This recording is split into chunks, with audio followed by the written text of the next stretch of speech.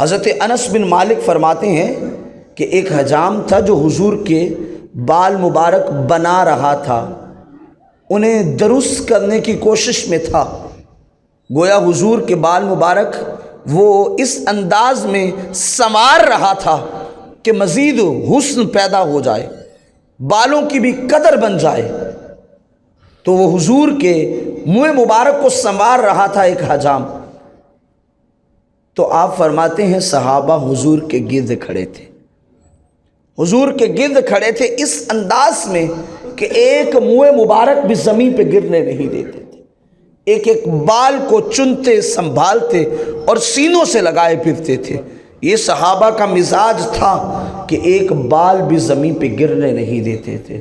یعنی صحابہ کرام رضوان اللہ تعالی علیہم اجمعین یہ عقیدہ رکھتے تھے کہ جس کے پاس مصطفیٰ کا منہ مبارک آ گیا، گویا اس بندے کے تو بخت ہی سنولے ہو گئے، اس بندے کی تو زندگی کی ایسی دولت مل گئی زندگی کی اس بندے کو کہ اس جیسی کسی اور کے پاس دولت نہیں ہو سکتی۔